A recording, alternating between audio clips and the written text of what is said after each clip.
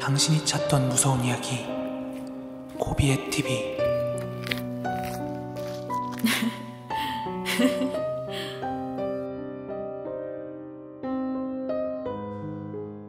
코린 여러분 안녕하세요. 고비의 TV입니다. 오늘 준비한 무서운 이야기는 인터넷 괴담인데요. 그럼 오늘의 이야기도 바로 시작하도록 하겠습니다.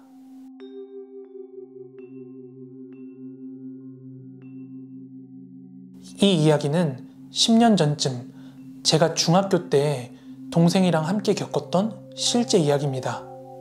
저희 어머니는 일찍 돌아가셨고 아버지, 저, 그리고 여동생 셋이서 함께 살았습니다. 아버지는 혼자서 외벌이로 저희 둘을 기르시느라고 거의 매주 지방 출장을 다니시느라 집을 많이 비우셨어요. 그래서 저랑 여동생 둘이서만 생활하는 날이 굉장히 많았습니다. 그러던 어느 하루였는데요. 저희 세 가족은 부천에 있는 한 주상복합 아파트로 이사를 하게 되었습니다. 비록 되게 허름한 아파트긴 했는데 아버지께서는 굉장히 싸게 매물을 구하셨다고 좋아하시던 게 기억이 나요. 게다가 주변에 놀 곳도 많고 아파트 바로 앞에 학교가 있어서 새로운 환경이었지만 저도 굉장히 좋아했던 기억이 나네요. 그렇게 바리바리 이삿짐을 싸서 이사를 한 당일 같은 아파트에 사시는 분인지 한 아주머니께서 저희 아버지한테 오시더니 혹시 이 집에 대한 이야기 못 들었어요? 이렇게 운을 떼시더니 글쎄 여기 이 집 무당 살던 집인데 대문 앞에 부적도 큰 거 붙여놓고 집안에 큰 신당도 모시던 그런 집이에요. 아니 나는 혹시 몰라서 조심하라고 귀신 있을지도 모르니까 이렇게 말씀하셨는데요. 저희 아버지께서는 요즘 세상에 귀신이 어디 있습니까? 마음은 고마운데요. 저는 귀신 같은 거 안 믿습니다. 이렇게 말씀하시곤 대수롭지 않게 넘겼습니다. 아무튼 저희는 그렇게 부랴부랴 이사를 마쳤고요. 이사를 마치자마자 아버지께서는 다시 지방 출장을 나가셨고 또다시 저랑 동생은 단둘이 집에 있게 되었습니다. 저는 대낮에 그 아줌마가 아버지한테 그 깨림칙한 얘기를 할 때 바로 아버지 옆에 붙어 있었거든요. 그래서 무슨 얘기를 하는지 다 들었었는데 그렇기 때문에 집에서 동생이랑 단둘이 남아있을 때 좀 무섭긴 했어요. 하지만 새 집에서의 첫날 밤이었기 때문에 두근거림과 설레임을 가지고 잠자리에 들었습니다. 그리고 바로 그날 밤부터였습니다.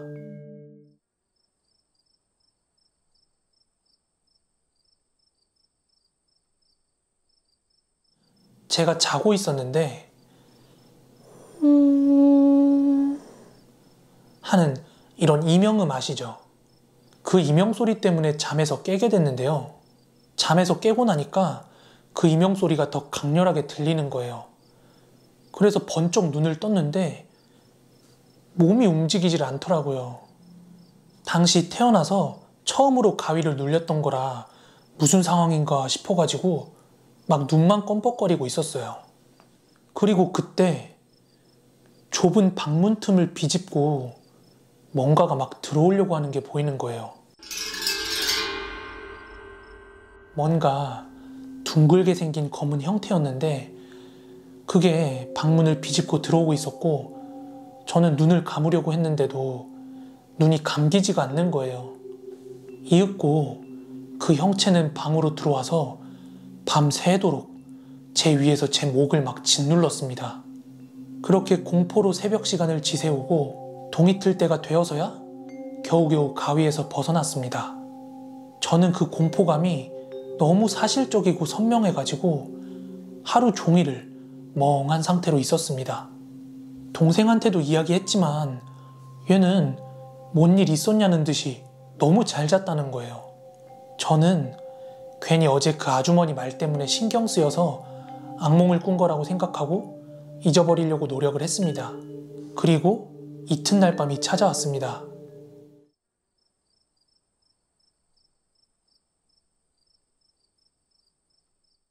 저는 어제보다 더 강렬한 이명을 느끼면서 잠에서 깼는데요. 하지만 이번엔 어제랑 달랐습니다. 어떤 아이가 바닥을 기고 있는 게 보이더라고요.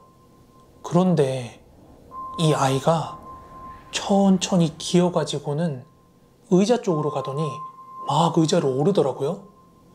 그 다음에는 책상을 오르고 그 다음에는 장롱까지 기어 올라가서는 철퍼덕 하고 떨어지는 거예요.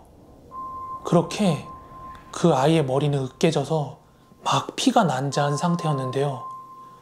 또다시 올라갔다 떨어지고를 미친 듯이 반복을 하는 거예요. 진짜 너무 무서워서 비명을 지르고 싶은데 목이 꽉 막힌 것처럼 비명이 나오지가 않더라고요. 그렇게 얼마나 힘을 줬을까요? 억지로 막 힘을 주다가 겨우겨우 다 쉬어버린 쇳소리 같은 목소리가 나오기 시작했어요. 그런데 제 목소리를 그 아이가 들었나 봐요. 갑자기 고개를 돌려서 제 쪽을 보는데 그 얼굴이 말로 다 표현이 안 될 만큼 으깨져 있는 거예요.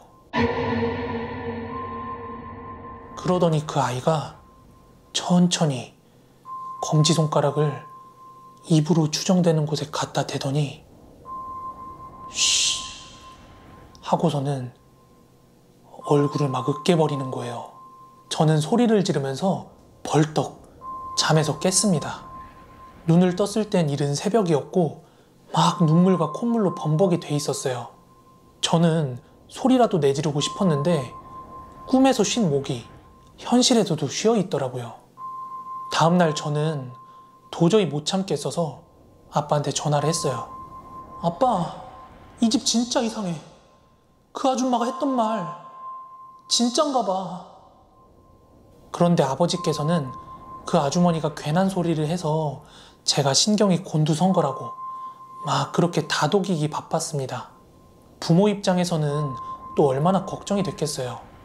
그렇게 아버지께서는 내일이면 집에 들어가니까 걱정 말고 있으라고 그렇게 말씀을 하셨습니다. 그리고 다음날 돌아오실 아버지를 기다리면서 또다시 밤을 맞이했습니다. 저는 그동안 겪었던 게 있어서 쉽게 잠에 들지도 않았고 자고 싶지도 않았습니다. 그렇게 뜬 눈으로 안 자고 막 버티고 있었는데요. 이틀이나 잠을 제대로 못 자고 설쳤는데 버텼겠어요? 꿈뻑꿈뻑 눈꺼풀이 무거워지다가 결국 잠에 들었습니다. 그렇게 자고 있는데 현관문 도어락이 열리는 소리가 나더니 문이 닫히더라고요.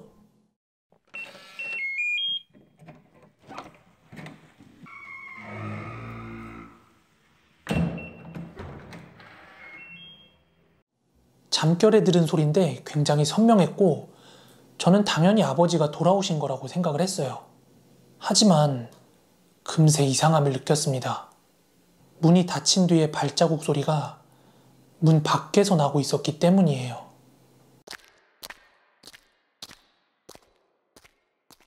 저는 그러면 뭐 동생이 나갔으려나? 이렇게 생각을 하고 그냥 눈을 감고 잠에 들려고 했어요. 그런데 그때 문득 이 꼭두새벽에 동생이 집을 나간다고? 심장이 요동치는 걸 느꼈습니다. 눈을 번쩍 뜬 저는 동생의 방으로 달려갔지만 이미 동생은 없었습니다. 동생이 나간 게 벌써 3분도 넘은 것 같은데 무섭고 걱정이 되기 시작하더라고요. 저는 신발 신을 정신도 없이 맨발로 막 뛰어서 동생을 쫓아나갔어요. 계단을 막 뛰어내려가서 건물 밖으로 나가니까 저쪽 편에 동생이 보이는 거예요. 당시 저희 집 바로 앞으로 8차선 대로가 있었거든요.